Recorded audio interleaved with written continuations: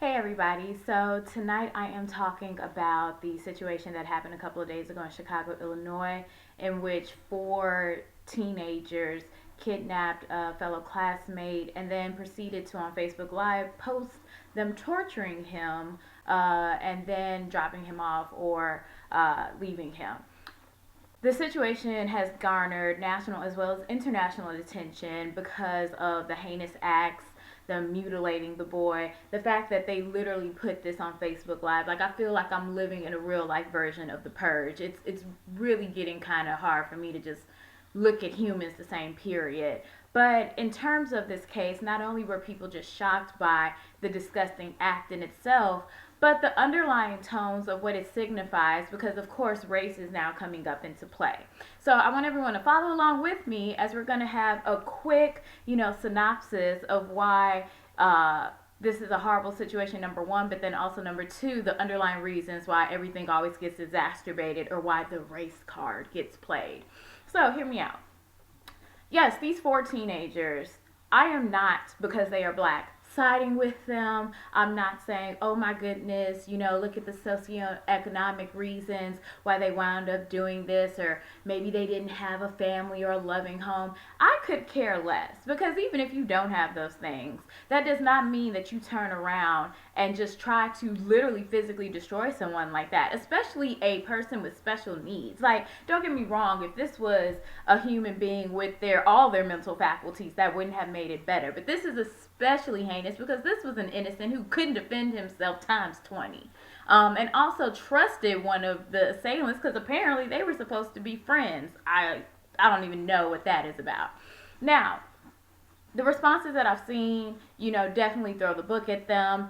Some have been a little outrageous, don't get me wrong, because I'm like, look, these are still children. I'm never going to be a proponent for someone, being electrocuted, or unless it's Dylan Roof, then you can go slow, buddy.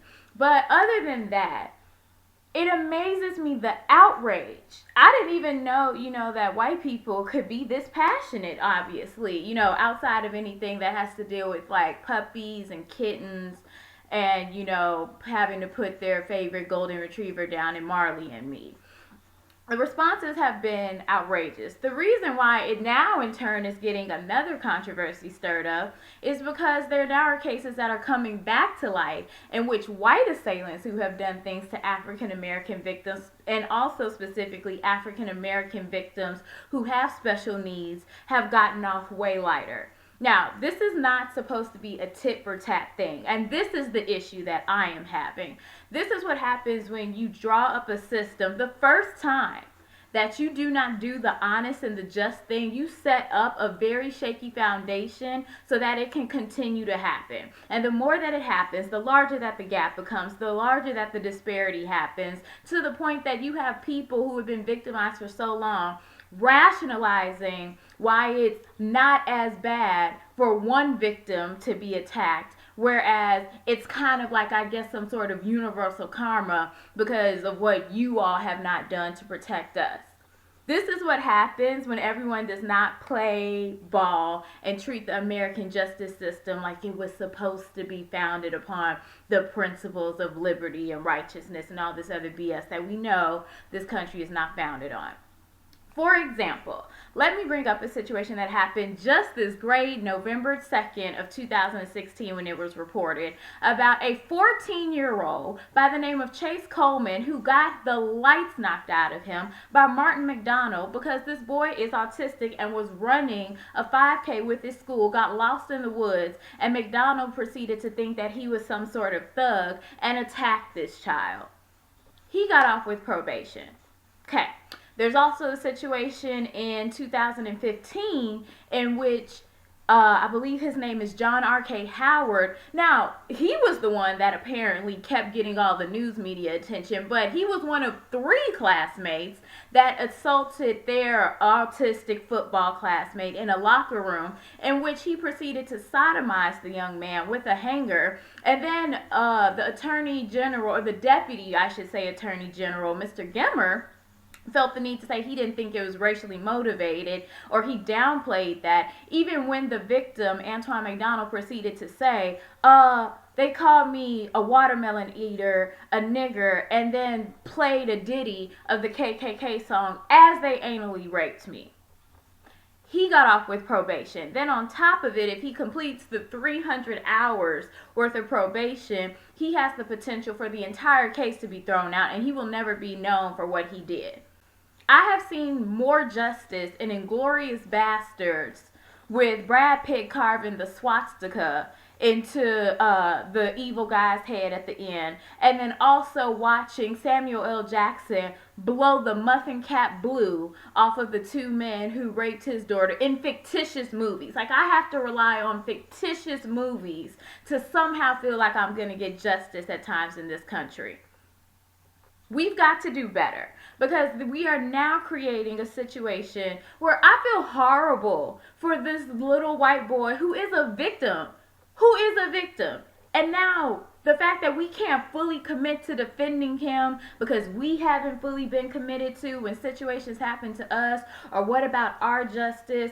I don't give a damn about any of that. As someone who has an autistic person in my family, I'm not going to say his name because he's a minor, I would lose my mind if somebody did something to him, because he is the sweetest, most interesting and inquisitive little boy that there is. Like, everything about him is inherently good. And maybe sometimes I feel like a lot more people need to have autism or Asperger's or like a slightly social off, learning disability. And I know I'm not trying to say that to be funny, because I know someone who has autism or anything of that nature. It's a struggle. I see my cousin struggle with his son all the time just because he does have to have added attention. But at the end of the day, if I have to have that to have common, like to have humanity, then I just don't understand how we, as working, completely having all of our faculty human beings, can be so like just blatantly stupid to what is happening around us. The very people who are on ABC7 webpage and on Channel 5 and Channel 2 and tweeting and saying, death to them and goodness, you're a lost cause and I'm happy Trump is in office. Where are you when it is now the other side? When it's Eric Garner's family that's crying? When it's Oscar Grant's family, or Rakia Boyd, or Laquan McDonald, or anybody? I basically could just make a sign and say, well, you know what? I'm not even going to put a person's name, because in a couple of months I'm going to be caping and campaigning for somebody else that's been victimized within our society. We pick and choose who we want to defend, and that is what makes us so hypocritical and just really makes me sick to my stomach. Because for the young man who was attacked and was running, he was so traumatized that the boy in Syracuse, New York, literally quit cross country. And his mother was heartbroken because she was like, this is the one thing that my son was like really like making him blossom and then, interact with different students and making him feel a part of something. And he quit. And completely like has just shut down. They now are trying to bring him like 10 steps back forward. What do you say to the family of the other young man who was sodomized? And this fool is getting off with probation. Dylan Roof is telling y'all every step of this whole entire trial process. I did it. I have no remorse for what I did. And everyone is still trying to baby step it. Well, are you sure that you're a psychopath? I mean, maybe your mom didn't hold you. Maybe you didn't get, moon boots for Christmas one year. We just don't understand it. And every step of the way he's going, I have no remorse. I know what the hell I did. I had an opportunity not to walk into that church and shoot all those people, and I don't care.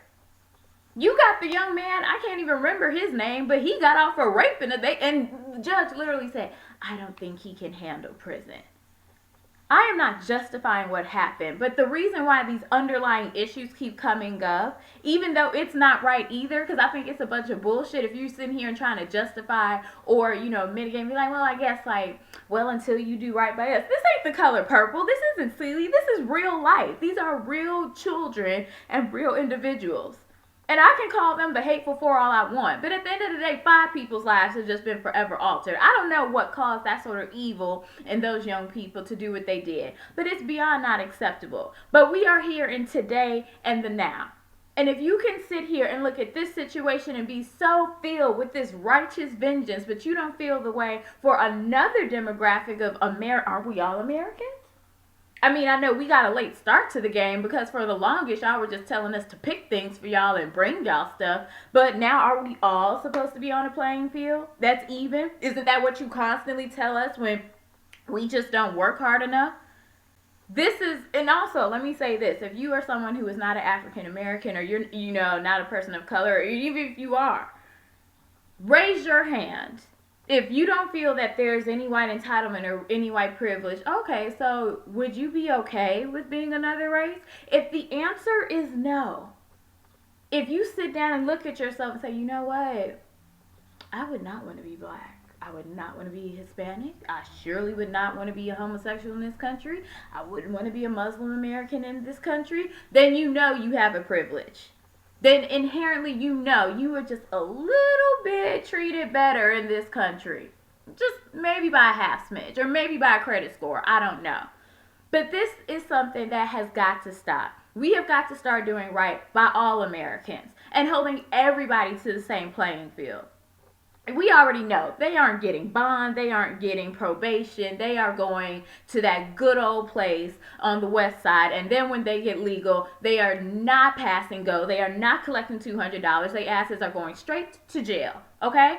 But on the flip side, when you have people, a victimized community that is constantly looking at everyone else just get off, it makes it a little bit harder, and it creates a system where vigilante justice or this like warped mentality of, it's almost like gang mentality of like, well, you took two of mine, or those are two cases, so I guess it just came back on you that way. And that in itself is sick and a demonic persona that we should not have. We have got to do better. My heart goes out to that young man who had to endure that. Chicago, we are just doing the most. I can't. My heart goes out to that young man. This story has now got, the BBC was commenting on, you had the White House, like Obama is coming here in a week to say goodbye, and now he got to sit here and like publicly denounce what happened in his hometown, in my hometown. And even if you are not a Chicagoan, if you are an American and you are looking at this situation or other situations like it, and you are sitting your ass on a couch, God, now I sound like an Everest commercial, whatever, and you are not doing anything, then you also are part of the problem as well. That's all I have to say about it. I wish everyone have a blessed, warm, safe weekend. But I'm just done. I'm done with the hypocrisy. I'm also done with Sean King. Sit down. But I just need all of us to realize when you create situations like this, it makes it a little bit harder for people to be empathetic. And even though that is not right as well, that is the reality of what happened. So how about we all try and call people to task on an even level for the bullshit that they do, for the evil that they commit. Not when it just happens to one section of Americans, but when it happens to all of us. That's what united looks like. Thank you.